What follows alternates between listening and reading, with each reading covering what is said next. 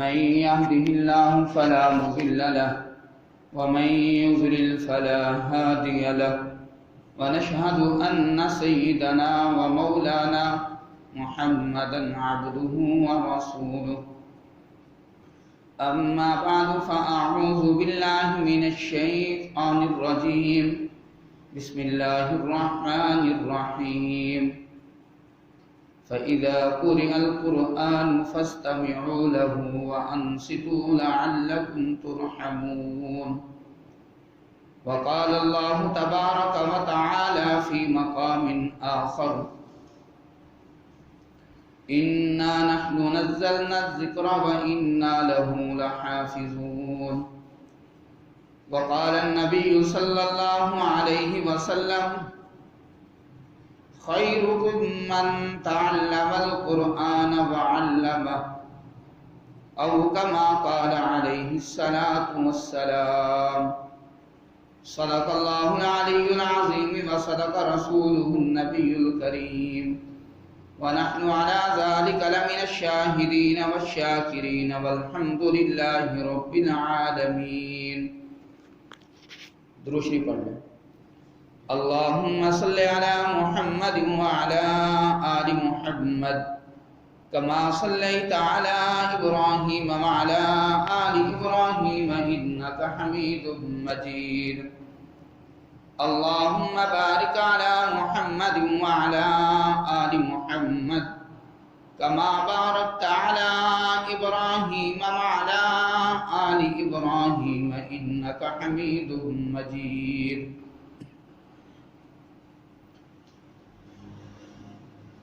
اللہ کے فضل و کرم سے آج رمضان المبارک کا پہلا عشرہ اپنے اختتام کو پہنچ رہا ہے. یہ اللہ رب العزت کی طرف سے یہ ہمارے لیے رحمت کا عشرہ تھا.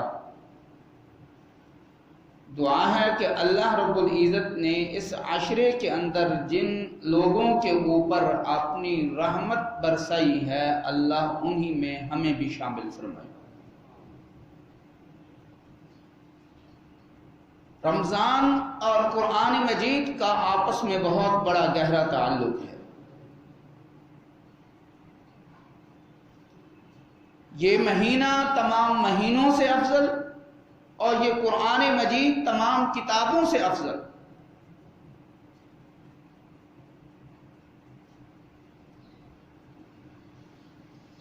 رمضان اور قرآن مجید کا گہرا تعلق یہ ہے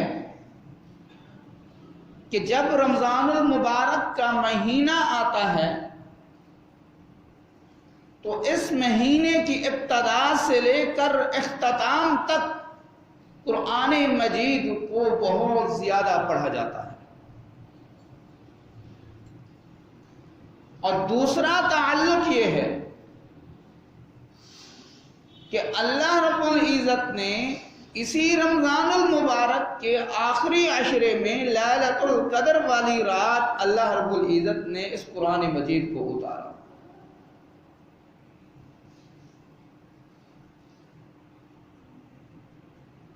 قرآن پڑھنا اس کا بھی اللہ کے ہاں بہت بڑا اجر ہے. اور رمضان المبارک کے مہینے کے اندر انسان جو بھی عبادت کرتا ہے اگر نفلی عبادت ہے تو وہ فرض کے درجے میں چلی جاتی ہے اور جو فرضی عبادت ہے وہ 70 گنا اس کا ثواب بڑھا دیا جاتا ہے. گویا کہ یہ جو قرآن مجید ہے اور رمضان المبارک ہے یہ ہمارے لیے نیکیاں کمانے کا ایک بہت بڑا ذریعہ ہے.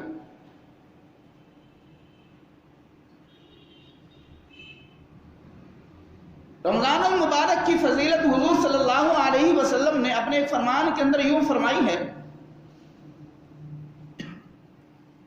کہ حضور صلی اللہ علیہ وسلم نے فرمایا ایک رمضان سے لے کر دوسرے رمضان تک، ایک نماز سے لے کر دوسری نماز تک، یہ جو درمیان میں وقفہ ہے ایک رمضان سے دوسرے رمضان تک جو 1 سال کا وقفہ ہے اور ایک نماز سے لے کر دوسری نماز تک جو یہ وقفہ ہے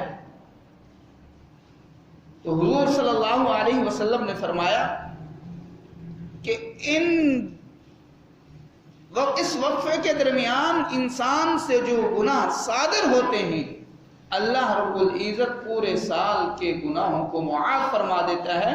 شرط یہ ہے کہ وہ انسان نماز بھی پڑھتا ہو اور ایک رمضان سے دوسرے رمضان تک یعنی رمضان المبارک کے روزے بھی رکھتا ہو، اور یہ جو گناہ معاف ہوں گے یہ صغیرہ گناہ معاف ہوں گے، کبیرہ گناہوں سے انسان اپنے آپ کو محفوظ رکھتا ہو.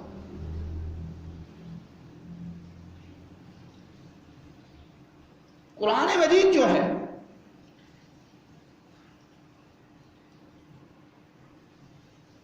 یہ انسان کو بہت ہی بلندیوں تک پہنچانے والی کتاب ہے. اتنی مقدس کتاب ہے کہ اس کتاب کے پڑھنے پر بھی اللہ کی طرف سے انسان کو اجر ملتا ہے، اور اس کتاب کے سننے پر بھی اللہ رب العزت کی طرف سے رحمت برستی ہے. جیسے قرآن مجید کے اندر اللہ رب العزت نے فرمایا فَإِذَا قُرِئَ الْقُرْآنُ فَاسْتَمِعُوا لَهُ وَأَنصِتُوا لَعَلَّكُمْ تُرْحَمُونَ، کہ جو لوگ قرآن کو سنتے ہیں اللہ رب العزت کی طرف سے ان پر رحمت برستی ہے. یہ تو سننے والوں کا مقام ہے، اور جو پڑھنے والا ہوگا تو اس پر اللہ کی طرف سے کیسے اجر ملتا ہوگا. امام ابن تیمیہ رحمۃ اللہ علیہ ایک بہت بڑے امام گزرے ہیں. وہ صبح کی نماز کے بعد مسجد میں بیٹھ جایا کرتے تھے. جب لوگ ناشتہ کرنے کے لیے جاتے تو ان کو بلاتے کہ آؤ بھائی ناشتہ کر لو، تو امام ابن تیمیہ رحمۃ اللہ علیہ وہ آگے سے جواب دیتے کہ پہلے میں اپنی روح کو ناشتہ کرا لوں، بعد میں اپنے جسم کو ناشتہ کراؤں گا. روح سے مراد ان کا اپنا دل تھا کہ میں مسجد میں بیٹھ کر اللہ کے کلام کی تلاوت کروں گا. یہ اللہ کے کلام کی جو تلاوت ہے وہ میرے روح کی غذا ہے، وہ میرے روح کا ناشتہ ہے. سب سے پہلے میں اپنی روح کو ناشتہ کرا دوں اور اپنے جسم کو بعد میں ناشتہ کروں گا. یہ جو بڑے بڑے بزرگ گزرے ہیں وہ قرآن مجید کے ثواب کو، چھوٹے سے چھوٹے فضائل کو بھی وہ حاصل کرنے کی کوشش کرتے تھے.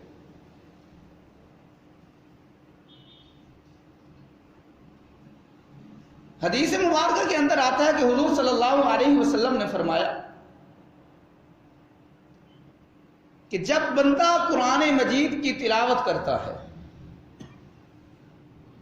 یہاں پر ایک اور حدیث بتلا دوں. اللہ رب العزت نے جتنے بھی فرشتے پیدا فرمائے ہیں ان تمام فرشتوں میں صرف ایک فرشتے کو اجازت ہے کہ وہ کلام پاک کی تلاوت کر سکتا ہے. باقی جتنے بھی فرشتے ہیں ان تمام فرشتوں کو کلام پاک کی تلاوت کرنے کی اجازت نہیں ہے. اللہ کی تسبیح حمد و ثنا تو بیان کرتے ہیں، اللہ کے ذکر و اذکار تو کرتے ہیں، لیکن قرآن کی تلاوت کرنے کا جو شرف ہے وہ یا تو اللہ رب العزت نے انسانوں کو دیا ہے یا پھر وہ جنوں کو دیا ہے، اور فرشتوں میں سے صرف حضرت جبرائیل امین علیہ السلام کو اجازت ہے کہ وہ کلام پاک کی تلاوت کر سکتے ہیں.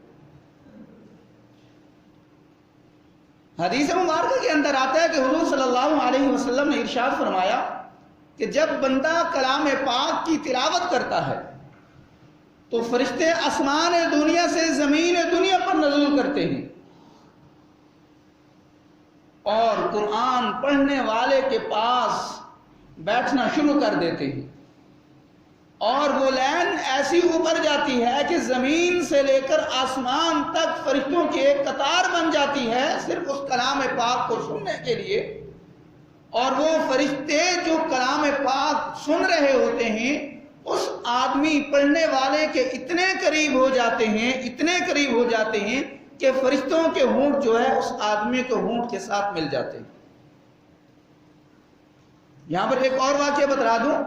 مدینہ منورہ کے ایک بہت بڑے قاری گزرے ہیں، ان کا نام تھا قاری عاصم کوفی رحمۃ اللہ علیہ. ان کے منہ سے ہر وقت خوشبو महकती रहती थी। लोग ये समझते थे कि ये अंबर की खुशबू इस्तेमाल करते हैं या मुंह के अंदर कोई ऐसी चीज रखते हैं जिसकी वजह से हर वक्त इनके मुंह से खुशबू आती है। एक दिन उनके शागिर्द ने, उनके खादिम ने उनसे सवाल किया कि हजरत आप ऐसी कौन सी चीज इस्तेमाल करते हैं कि आपके मुंह से हर वक्त खुशबू हमें सूंघने में मिलती है? तो उन्होंने कहा कि मैं अपने मुंह के अंदर कोई ऐसी चीज तो नहीं रखता। हाँ, एक बात है कि एक दफा हुजूर सल्लल्लाहु अलैहि वसल्लम से ख्वाब में ज़ियारत हुई तो हुजूर सल्लल्लाहु अलैहि वसल्लम ने फरमाया कि ऐ आसिम, तुम कलाम पाक को बहुत ही खूबसूरत अंदाज से पढ़ते हो, तुम कलाम पाक को बहुत ही खूबसूरत अंदाज से पढ़ते हो, तो जिन होठों से तुम कलाम पाक को खूबसूरती के साथ अदा करते हो तो उन होठों को मेरे पास लाओ कि मैं उन होठों को बोसा दूं। तो कारी आसिम कोफी रहमतुल्लाह अलैह वो कहते हैं कि जिस दिन से हुजूर सल्लल्लाहु अलैहि वसल्लम ने मेरे होठों पर बोसा किया है, उस दिन से लेकर आज तक मेरे मुंह से खुशबू महक रही है। यह है कुरान पढ़ने की फजीलत। एक तो है कुरान पढ़ने वाले को जो अजर मिलता है और कुरान सुनने वाले को भी अजर मिलता है, और कुरान जो है पस्तियों से बुलंदियों की तरफ इंसान को लेकर जाता है। एक हदीस मुबारक है कि हुजूर सल्लल्लाहु अलैहि वसल्लम के एक सहाबी हैं, अदना से सहाबी हैं, गुलाम हैं, एक यहूदी ताजिर है और उसके पास माल और दौलत भी है, और मदीना की तिजारत की मंडी के अंदर एक काला स्याह गुलाम, जिसामत भी बिल्कुल बहुत कमजोर है, अकल भी उसके पास नहीं है।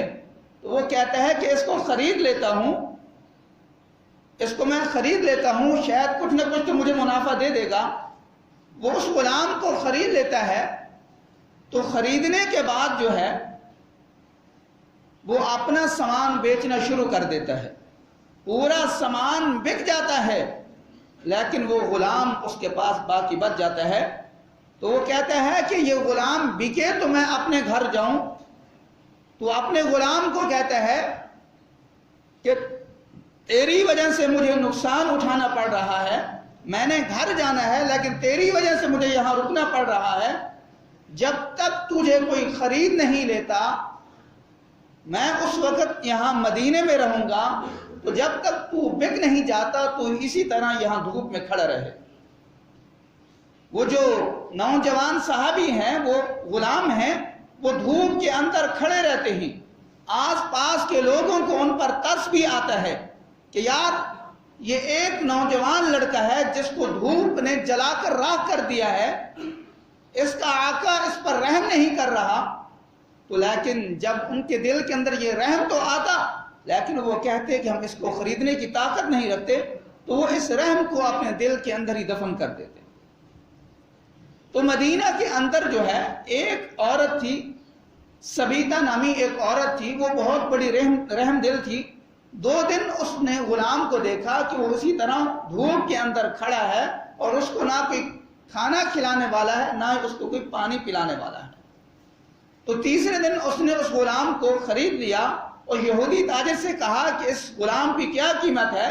तो उसने कहा जो कीमत मैंने इसकी अदा की है वो मुझे अदा कर दो, ले जाओ गुलाम को।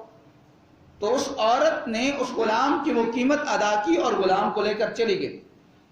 तो कुछ दिन के बाद जो है मक्का मुकरमा से एक ताजिर और तशरीफ ले आते हैं। तो इस वाक़े की गूंज उनके कानों तक पहुंचती है, तो उनके दिल के अंदर ख्वाहिश पैदा होती है कि जो औरत इतनी रहम दिल है कि एक गुलाम पर उसके दिल में रहम पैदा हो गया, तो मैं उसके साथ निकाह क्यों ना कर लूं। तो उसने निकाह का पैगाम भेज दिया। तो लड़की के घर वालों को ये पैगाम भी बहुत अच्छा लगा। उन्होंने कहा ये मदीने का ताजर है, खाने पीने वाला है। तो उन्होंने कहा मैं इसका निकाह कर देते हैं। निकाह करने के बाद जो है कुछ दिन मदीना के अंदर रहे। तो मदीना के बाद रहने के बाद जो है अपनी बीवी को कहते हैं कि अब मैंने मक्का के लिए रवाना होना है। तो वो औरत कहती है कि मैं भी तैयार हूं, और उस औरत का जो गुलाम था वो भी उसके साथ चला जाता है मक्का मुकरमा में। اور جو مکہ کے تاجر تھے ان کا نام تھا حضرت ابو حذیفہ رضی اللہ تعالی عنہ۔ یہ مکہ کے اندر جاتے ہیں تو مکہ کے اندر ان کی جو دوستی تھی وہ حضرت عثمان غنی رضی اللہ تعالی عنہ کے ساتھ تھی۔ حضرت عثمان غنی رضی اللہ تعالی عنہ ان سے ملنے کے لیے آتے ہیں تو جو پہلے گرم جوشی سے آپس میں ملتے تھے، جو آپس میں پیار محبت تھا، تو اب جب ملے تو وہ حضرت عثمان کے دل میں وہ پیار محبت نہیں تھا۔ تو حضرت حذیفہ رضی اللہ تعالی عنہ نے کہا عثمان آج خیر تو ہے، آج وہ پہلے والا جذبہ مجھے نظر نہیں آیا۔ حضرت عثمان غنی رضی اللہ تعالی عنہ نے فرمایا اے ابو حذیفہ، آپ کو تو پتہ ہے بچپن سے لے کر اب تک ہم آپس میں گہرے دوست رہے ہیں، لیکن مجھے ایسے نظر آتا ہے کہ اب ہماری یہ دوستی آگے تک نہ چل سکے۔ وہ کہتے ہیں کہ وجہ کیا ہے؟ تو حضرت عثمان غنی رضی اللہ تعالیٰ عنہ کہتے ہیں کہ یہاں مکہ کے اندر ایک آدمی ہے جس کا نام محمد بن عبداللہ ہے، وہ اللہ کی طرف سے ایک دین لے کر آیا ہے، تو میں تو اس دین پر ایمان لا چکا ہوں، میں تو مسلمان ہو چکا ہوں، اگر تم ایمان لے آؤ تو پھر ہماری یہ دوستی آگے تک چل سکتی ہے۔ حضرت ابو حذیفہ کہتے ہیں کہ جاؤ مجھے بھی لے جاؤ۔ پھر حضور صلی اللہ علیہ وسلم کی خدمت میں حاضر ہوتے ہیں، حضور صلی اللہ علیہ وسلم ان کے سامنے کلام پاک کی تلاوت فرماتے ہیں، تو وہ کلام پاک کی تلاوت ان کے دل پر ایسا اثر کرتی ہے کہ وہ وہیں پر بیٹھے بیٹھے ایمان قبول کر لیتے ہیں۔ پھر ان کی بیوی سبیتا نامی وہ بھی ایمان قبول کر لیتی ہے، ان کا غلام اس کا نام سالم ہے، وہ بھی ایمان قبول کر لیتا ہے۔